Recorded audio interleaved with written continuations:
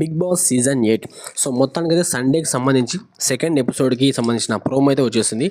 ఈ ప్రోమోలో నాగార్జున గారు ఎంట్రీ ఇవ్వగానే హౌస్లో ఉన్న కంటెస్టెంట్స్ యొక్క వారి యొక్క ప్రాబ్లమ్స్ గురించి రెండు కంప్లైంట్స్ అయితే రాశారు. సో ఆ కంప్లైంట్స్ గురించి ఒక్కొక్కరిని లేపి మరి హౌస్మేట్స్కి ఎవరు ఆ కంప్లైంట్స్ రాశారు అనే దాని మీద గెస్ చేయమని చెప్పి నాగార్జున గారు చెప్తారు. ఫస్ట్ వచ్చేసి టేషి తేజ మీద ఫస్ట్ కంప్లైంట్. ఏ విషయం గురించి అయినా తాను మాట్లాడదలుచుకుంటే వాటిని మాట్లాడేసి అక్కడి నుంచి వెళ్ళిపోతాడు. I am the only for truth and catching right అనే మైండ్లో సెట్ చేసుకొని ఉంటాడని చెప్పి రాశారంట. తన మీద ఈ కంప్లైంట్ రాసింది విష్ణుప్రియ, యష్మి అని చెప్పి గెస్ చేశాడు. Second complaint Yashmi. అన్ప్రెడిక్టబుల్గా ఉండడం వల్ల తనను నేను నమ్మలేను, చాలా త్వరగా ట్రిగ్గర్ అవుతుంది అని నాకు నచ్చలేదు అని చెప్పి కంప్లైంట్ రాశారు. సో యష్మి ఎవరిని నా పేరే కంప్లైంట్ రాశారని గెస్ చేసిందంటే గౌతమ్ని, అలాగే ప్రేరణని. థర్డ్ వచ్చేసి గౌతమ్. కెమెరా కండింగ్ ఉండడం వల్ల కెమెరాతో కన్నా మనుషులతో ఎక్కువ మాట్లాడాడు. ఫుడ్ విషయంలో మిగతా వారి గురించి కూడా ఆలోచించడు. ఫుడ్ వల్ల మిగతా వారికి అవసరం ఉంటుంది కదా, షేరింగ్ ఈజ్ కేరింగ్. గెస్ చేసిన పర్సన్స్ ప్రేరణ, అలాగే విష్ణుప్రియ. ఫోర్త్ వచ్చేసి రోహిణి.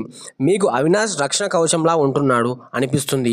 మిగతా కండిషన్స్తో కాకుండా కేవలం అవినాష్ టేషి తేజతోనే ఉంటున్నావు. యష్మిని అలాగే విష్ణుప్రియని గెస్ చేసిన రోహిణి. ఇక ఫన్నీ ఏమిటంటే టేషి తేజ కూడా ఈ కంప్లైంట్ రాశారని చెప్పి నాగార్జున గారు అయితే హింట్ ఇచ్చారు. సో సీరియస్ లుక్ తో టేషి దగ్గర చూసరికి టేషి తేజ ఫుల్ భయపడేసి నవ్వేశారు. ఫిఫ్త్ వచ్చేసి విష్ణుప్రియ. తనకు ఆట పట్ల ఆసక్తి ఉన్నట్టు నాకు అనిపించట్లేదు.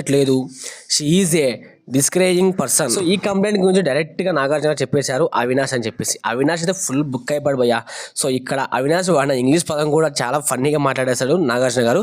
సో విష్ణుప్రియ మాత్రం గట్టిగా చూసిన సూపులతో. సిక్స్త్ వచ్చేసి అవినాష్. కామెడీ వెనకాల ఉన్న తన ఎమోషన్స్ని దాచుకుండటం ఆపేసి తన నిజ స్వరూపం పట్ల అందరికీ చూపించాలని చెప్పి చెప్తారు. ఈ కంప్లైంట్ని డైరెక్ట్గా యష్మి అని చెప్పేస్తారు. సో యష్మి అయితే ఒప్పేసుకుంటుంది.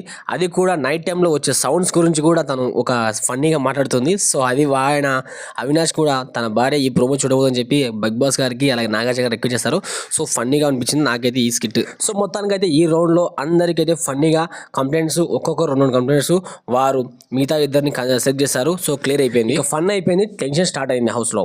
సో ఇక డేంజర్లో ఉన్న పృథ్వీ అలాగే యష్మిని హౌస్ మేట్స్ దగ్గర నుంచి పక్కకు పిలుస్తాడు నాగార్జున గారు. సో మొత్తానికి అయితే వీళ్ళిద్దరు ఒకరు ఎలిమినేట్ అవుతారని చెప్పి చెప్పేస్తారు. సో మనకు ముందే తెలుసు కాబట్టి వీడియో పెట్టేశాం. సో ఈ రౌండ్లో ఖచ్చితంగా ఈ వారం అంటే 12th వీక్లో దాదాపుగా ఎలిమినేట్ అయిన పర్సన్ యష్మి. సో మీ అభిప్రాయాన్ని కింద కామెంట్ బాక్స్లో కామెంట్ చేయండి. ఎందుకంటే యష్మి ఎలిమినేట్ కావడం వల్ల మీకు ఎలా అనిపించిందో మీ అభిప్రాయాన్ని కింద కామెంట్ బాక్స్లో కామెంట్ చేయండి.